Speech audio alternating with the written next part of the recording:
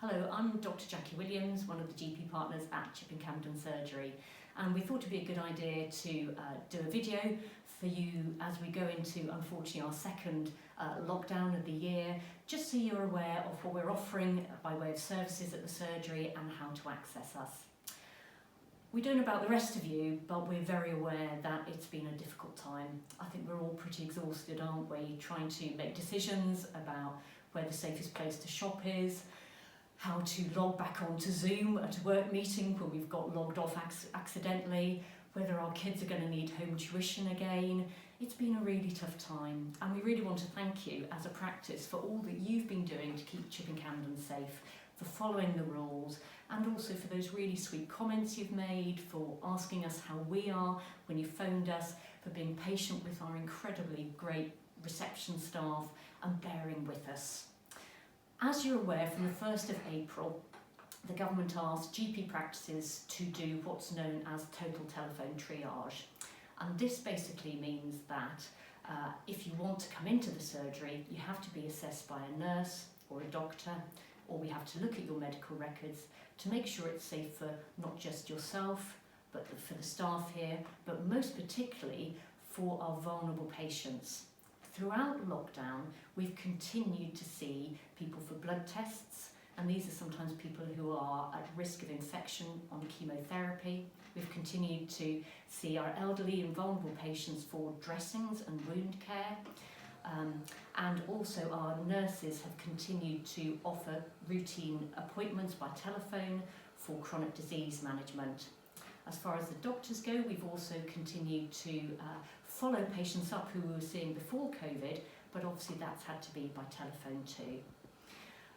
As things moved forward, we've been able to offer new services or reintroduce services such as minor ops, which our lovely new partner Dr. Degnan is doing, smears, fitting coils, and our nurses are now being able to see some of you for more complex management around your chronic diseases such as foot care and foot checks for diabetics.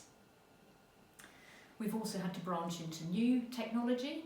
Thank you to all of you who've borne with me as we've tried to work through how to do a video consultation. And the prize of last week goes to my 8-year-old lady who managed to email us a photo of her husband's elbow. We're really impressed with how you've adapted to the new ways of working as much as we have. And I'd also really like to thank my staff at this point because they've been amazing. I can't thank them enough for the support they've given us as doctors, for their resilience, for coming in at the beginning of COVID when they were worried themselves of what it might mean and their risks of catching infections, and also for being adaptable. We've had a lot of new ways of change and also having to work in different ways, and they've really grabbed those and run with it, and I thank them. So, how can we work together better during this next or the ongoing pandemic to make things work? First of all, and the most important message of all, is really if you've got COVID symptoms, please, please, please get a test. The problem is that we are seeing patients 5 days down the line who haven't arranged tests, or we're speaking to patients more correctly, who haven't arranged tests, and therefore we don't know how safe it is for us to see them or how to manage their care most effectively.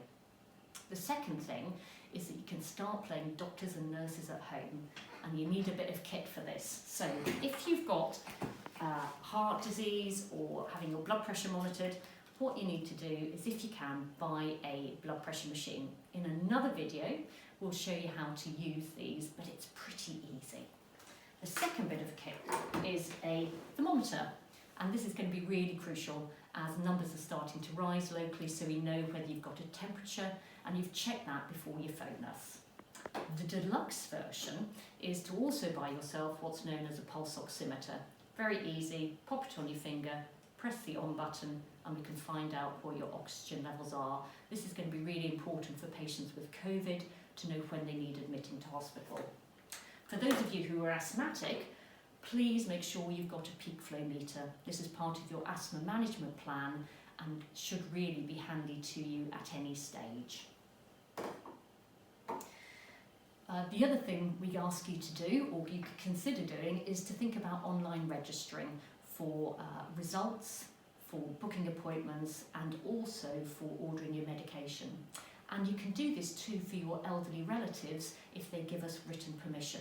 It just means access is easier when you can't get through on the phone, and we apologise for the waiting time some of you have had with that. So once again, thank you for all you've been doing. Thank you for staying safe. This is a difficult time, and we hear and we realise that, and thank you for your feedback, and we're trying to adapt as much as possible and keep ourselves open for you. We would love to throw open the doors, and we're looking forward to getting back to as things were. But in the meantime, let's dig deep, let's look out for those around us, and thank you again to those who've helped with the community projects supporting the vulnerable people and delivering food to them and medication. Let's also keep exercising in whatever way works for you, and also let's keep being creative as well, whether that's cooking a cake for your next door neighbour, getting the old art pencils out, or even just writing a journal or speaking to somebody. I think what's kept us going in COVID, and what's kept me going, is the thought of the people who love each other and the thought of the people I love and who love me. Let's continue to talk, let's continue to support one another, and we'll get through this. Thank you so much for listening.